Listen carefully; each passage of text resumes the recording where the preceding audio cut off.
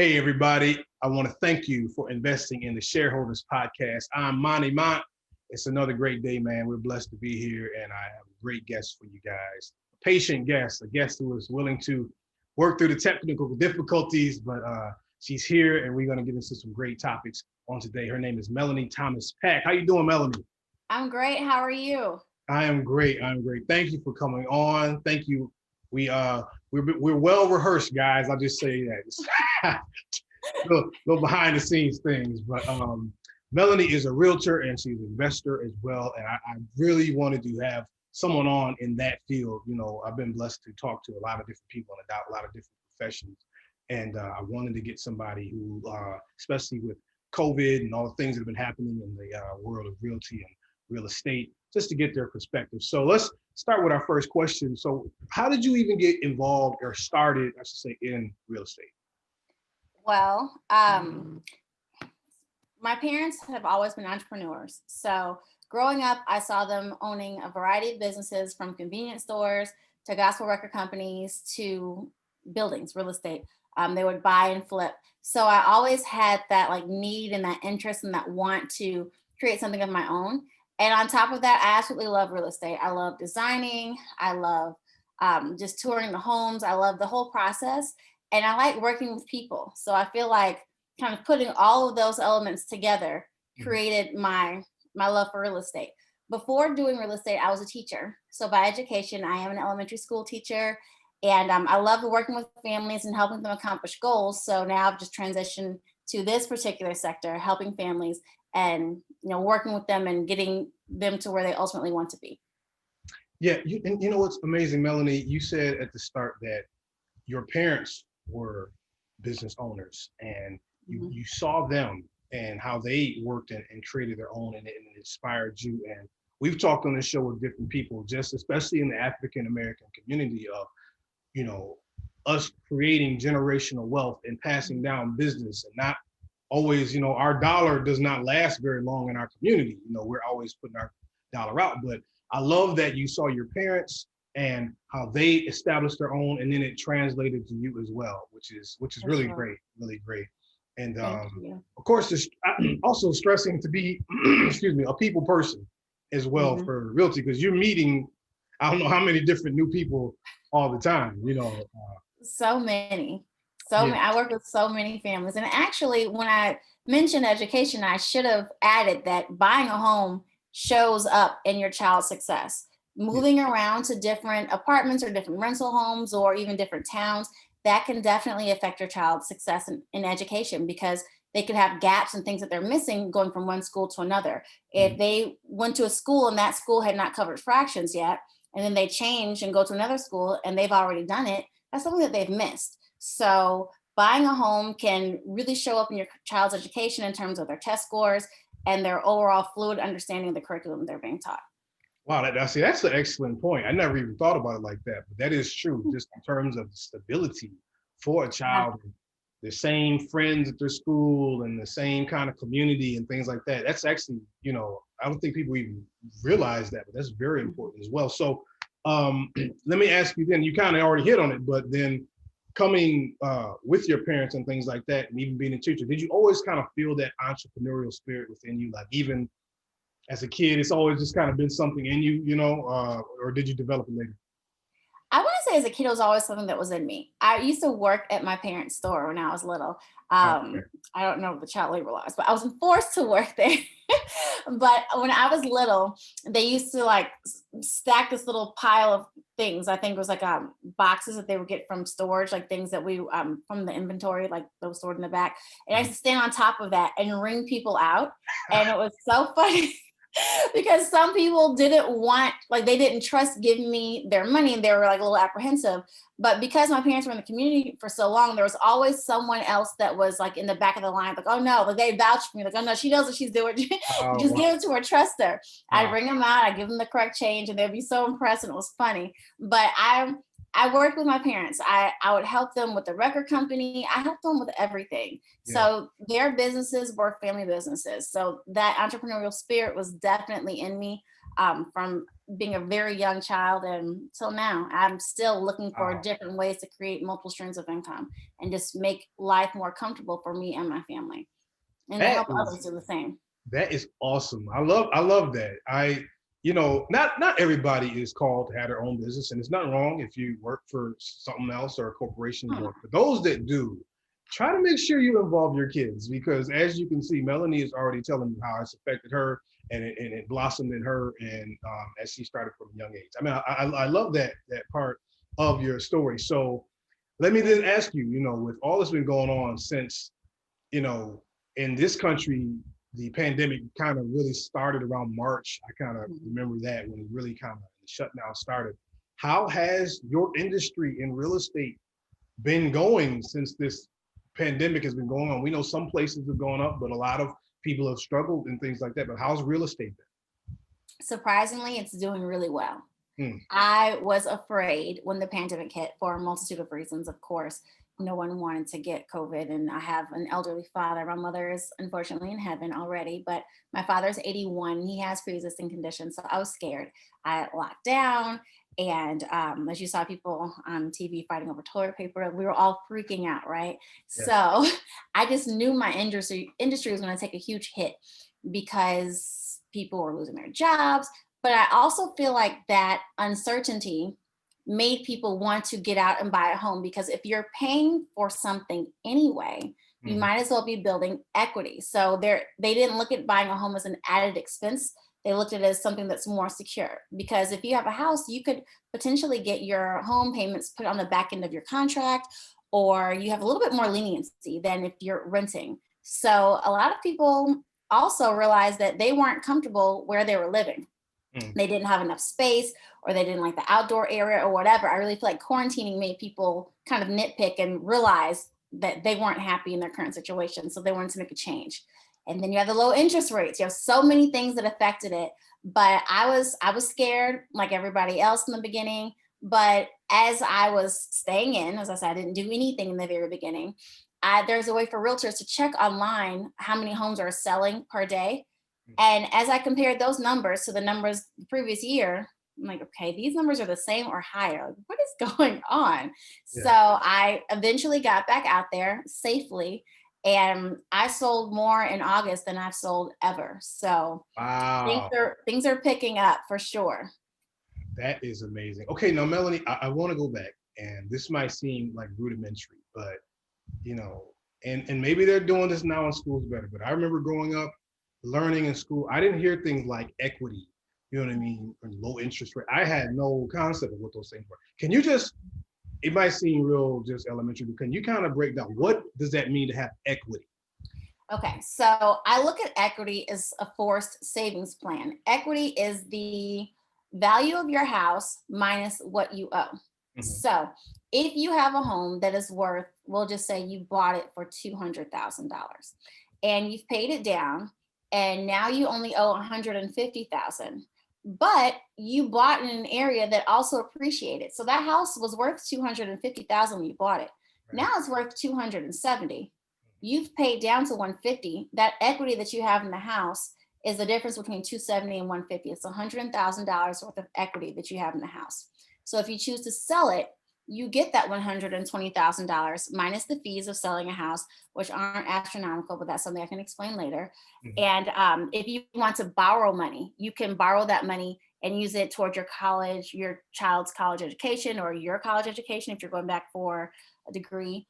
And yeah, it's your money. So when you're living in an apartment complex or a house that you're renting, in most cases, those properties have loans on them Mm. unless they've just been paid off. Okay. Most people aren't buying homes in cash. Even the investors a lot of times get loans from banks. So you're paying into that owner's equity so that he can pull that money out and buy more investment properties. Right. Any home, you're just not getting it, right? So you can Yeah. live in an apartment complex for 10 years, which is okay. I'm not knocking renting. We all rent for different reasons, but you can live in one for 10 years and you won't have any equity built. You don't have any ownership, where in your house you would. Wow. That see there you go, guys. I mean that kind of breaks it down, especially with the right places, like you say, when the property value goes up. You know what I mean? Yeah. And wherever you bought it from, That's a key part of it as well. So for you, then the industry's been doing well, and that is great. So I want to ask you something else though. Why do you feel like, when you talk to people about buying a house, there's kind of like, oh man, oh, like why do people have the stigma like it's a hard thing or it's a scary thing, and a lot of people, I've been guilty of it too. You just end up, let me just rent an apartment because I don't know, I don't. What is that about? And maybe can you stop, calm people down with the fears about that? Well, I think in a lot of cases, people fear the unknown. And if it's Yeah. something you've never done before and it's a large purchase, you are just afraid and you kind of freeze up. And some people don't think that their credit is good enough. And that's a really personal and sensitive subject Mhm. that sometimes people don't like to address. And it's just easier to kind of just ignore and move on and just get an apartment. But when you get an apartment, they check your credit too. So, I mean, and you put down a deposit, which when buying a house, that could be similar to your down payment, depending on the price of the house. So, you should know that your credit score does not have to be perfect. You can get a home loan for whatever home you want, sorry, with a credit score of 580 and higher. If your credit score is 620, then you can get down payment assistance. In some cases, your down payment will be completely covered by, uh, different companies. The one that I like to use is called Chinoa. So, yeah, it's a really quick process. So once you get pre-approved for a loan, that doesn't take long. It's an application you fill out online. You submit some of your financial information to the lender. When they pre-approve you, we'll start looking for homes. Once you find a house that you like and we agree on the terms with the seller, we get that house under contract and you close, which means that all of the financial information and the loan is processed. You close, you get the keys to your house in approximately 30 days. So from start to finish, once you find the house that you like, you can move in 30 days. Your down payment can be covered for you.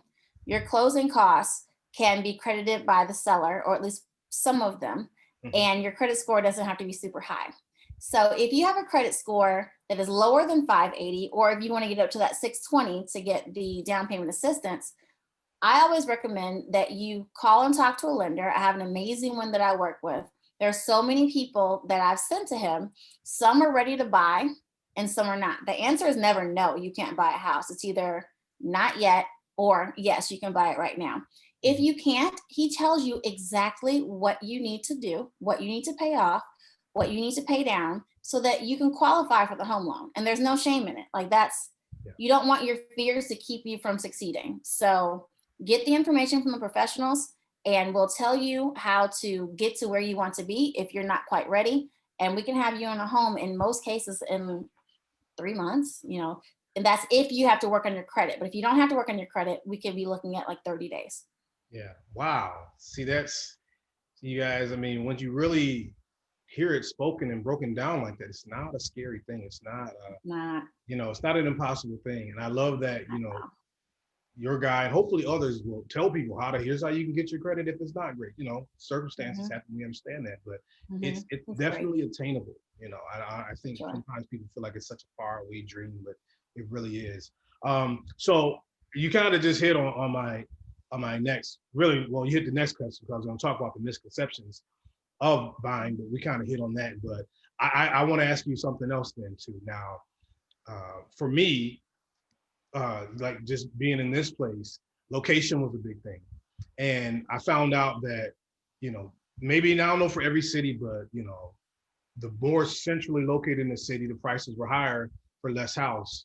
So the further away I got more house for about the same price. You know what I mean? Is that how it all usually works? Like if you're in a major city, I should say, is it more so anything kind of in the city have you found it's a little more, so you might be getting like 2,500 square feet at a certain price, but you could get 3,000 or 3,500 for about the same price if you want to go further out. Is that usually how it works?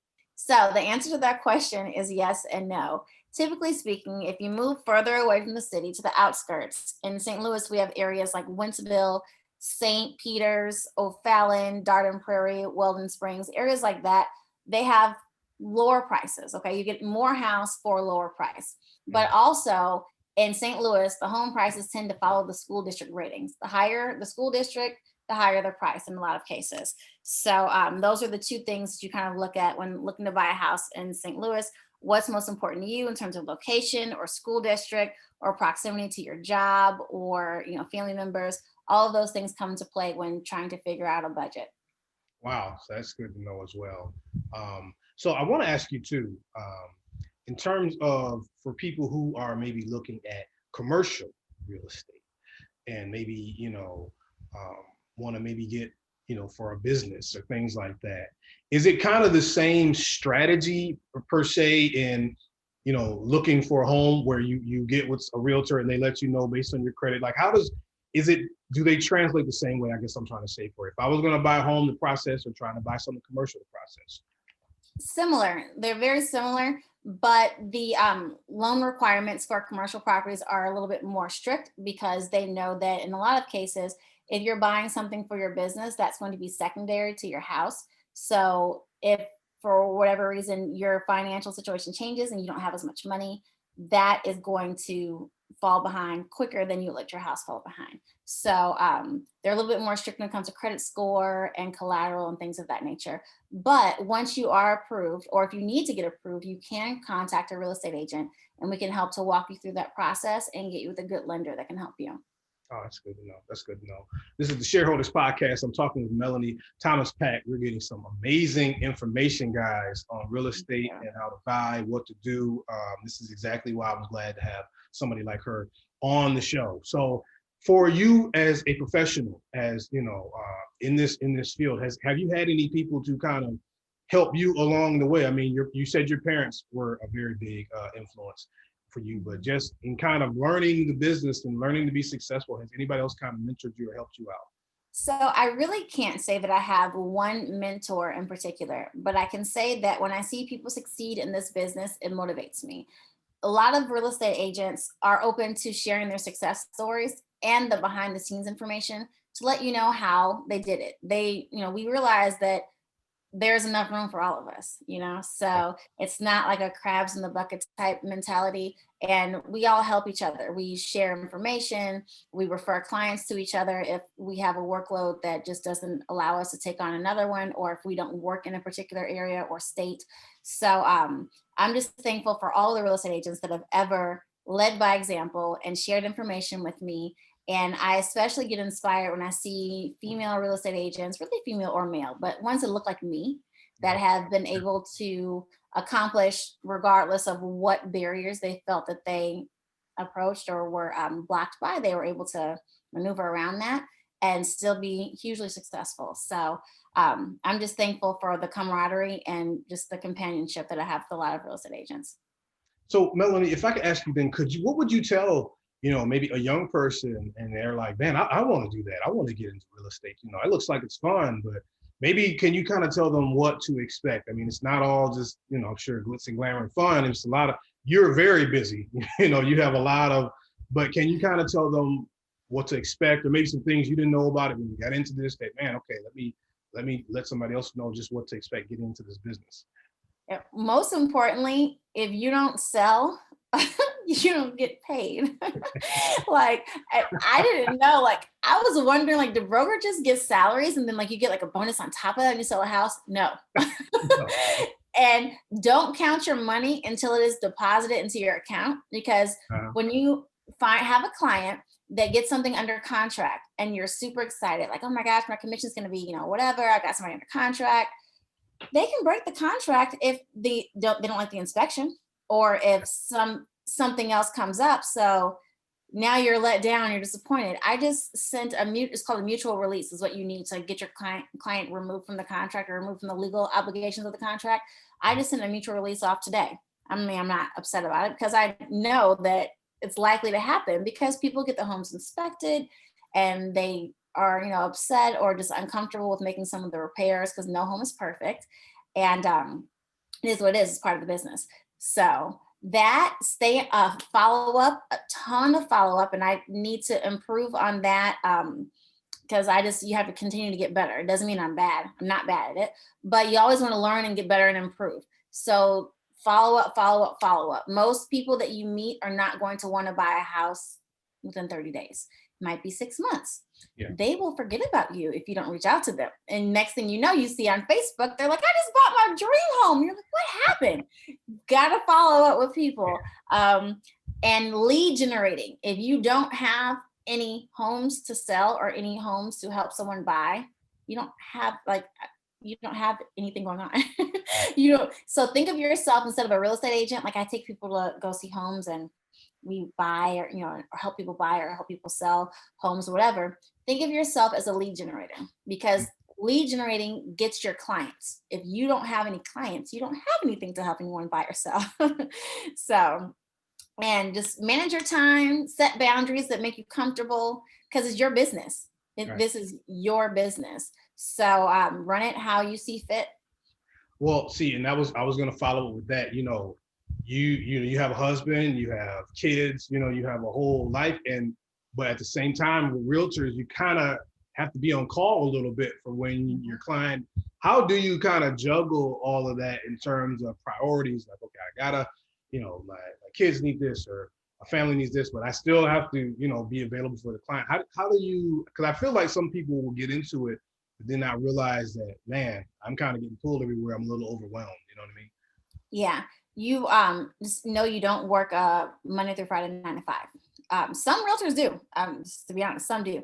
I don't. I like to get close to my clients and I treat them like family. So we have a good mutual respect for each other. I care about them and their family. They care about me and my family. So if there's something that I have to do for my family and it's not flexible, then I just, I'll text my clients, we'll talk during that event or whatever, just let them know where I am and what I'm doing. But I try to be extremely flexible. I don't, when I first got into it, I didn't realize you don't really get a day off, which is okay because you're not working 9 hours a day every day. Your schedule is flexible. So yes, I might work for 4 hours on a Sunday, but it's just, 4 hours. I have the rest of my day to do whatever I want to do. Or I might not work a particular Friday, not because I've taken off, but just I just didn't have much to do. I can take off and do what I want. So you're just gonna have to find that good work-life balance and just have boundaries with your clients. And I haven't really had to set any major ones, to be honest. Just if you have pushy clients, make sure that you have boundaries and just kind of get to know them and form a good relationship with them, because they'll understand. If I answer the phone at 8 or 9 o'clock at night, which I will if you call me, just know that of course I'm at home at that time. So I will try to go and get, quiet space and, usually my room or my office, whatever. But if you happen to hear one of my children or whatever, you called me at home at 8 or 9 o'clock at night. So I hope that our relationship and my general flexibility when it comes to my hours and catering to the needs of my clients will also allow them to be flexible and understanding with me, as long as they know that they're getting really good customer service, because I give it, I form a really good bond with them. And I'm very candid too. I think the closer you get to your clients, just don't try to be perfect, be yourself. The closer you get to them and the more you guys vibe, the better things are going to be. Just make sure that you also keep that professional side and that you're timely with what they need within reason. And some real estate agents, to be honest, they will, if they don't gel with the client, or if a client is really, really demanding, they do what's called firing their client. I've never heard of that before. I've never done it, but Okay. I have had some friends that are realtors, like they were stressing them out. Like, this client is doing the most. Like I can't, they're killing my mental health. So, so if you have to do that, if you really have a situation where you feel like it's just draining you and it's taking time away from your other clients and taking too much time away from your family, and you've tried to set boundaries and you've tried to provide the best service that you can, and they're just still really cantankerous, I'll say, then you can refer them to another agent and that's your piece back. I'm sure that happens, because not to excuse bad behavior, but I'm sure sometimes people are trying to get a house, they really want it and excited, and they're, if somebody else is looking at it, it can get stressful, and then they put the stress onto the realtor when the realtor is just trying to help. And there's always probably some good and bad about that, but I gotta firing the client. Isn't it funny? I've never done that, but and I'm not saying I won't. I hope that I never have to, but you deal with all right. Fingers crossed. You deal with all types of personalities. So you really don't know like what you're going to, you're dealing with the public. You have no idea.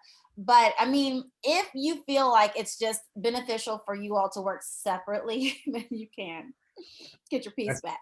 That's good to know. That's good to know. I have enjoyed this time. Me too. Real quick, Melanie, are there any books that you've read? I love for this show, if there's any books you could recommend, anything that you just like personally, anything that deals with your business or anything like that you could recommend for the listeners and viewers. Okay, so I had 2 book recommendations. One for someone that is an aspiring real estate professional, and just one that's just a personal book that I've read before, and now my daughter is reading. The first one for the aspiring real estate professional is the Millionaire Real Estate Agent book. It's by Gary Keller. Gary Keller is the founder of the real estate company called Keller Williams, which I used to work with. Yeah. I love Keller Williams. It's a great company. I'm actually with Worth Clark Realty now, but no shade to Keller. I love Keller too. Anyway, it really helps you learn different systems and different things that you can do to get a business mindset and to propel your business. It's fantastic. A really good read. You'll implement a lot of stuff from that can take you from where you are to places you would never imagine. Again, he's the founder of Keller Williams, so he knows what he's talking about. And the personal book choice is a book called Incidents in the Life of a Slave Girl by Harriet Jacobs. I read that when I was in college. I was taking U.S. history, and I got a slave's perspective on how life really was. It's a really, really good read. My oldest daughter is 17, and she's a senior in high school, and I bought it for us to read together so that we can just read it and just discuss it together. She's taking African American literature. So her teacher has assigned some great books. Like, I love her teacher. He has studied in Africa, and he has really, really good perspective. But I felt that this book would be a good addition to what he's already assigned, and we're reading that together. So history was my best subject. I love history. I'm a history buff too. I definitely have to check that out. And for any aspiring realtors, she gave you another great book as well. I'm very familiar with Keller Williams as well too. So that's a great find. Melanie, thank you so much. Can you let just people know where they can find you before you go? Just your plugs and your tags. Sure. I am always available for a call or a text. You can call me at 314-662-3060.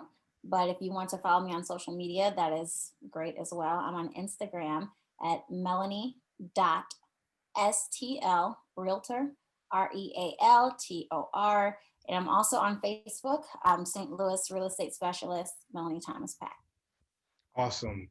Man, I really appreciate the time. I'm glad we got it in, and hopefully somebody is really helped. I've been helped already. I've learned some things I didn't know all the time. Thank you for the time, and have a great day, you and your family, and peace and blessings to you, all right? Thank you so much. God bless you all, and I hope that you guys learned something as well. I really enjoyed it. Thank you so much for the opportunity. Awesome. Thank you. This has been a production of the Mighty Sharp Network. Executive producer is Monty Mont. Watch the corners and always stay sharp.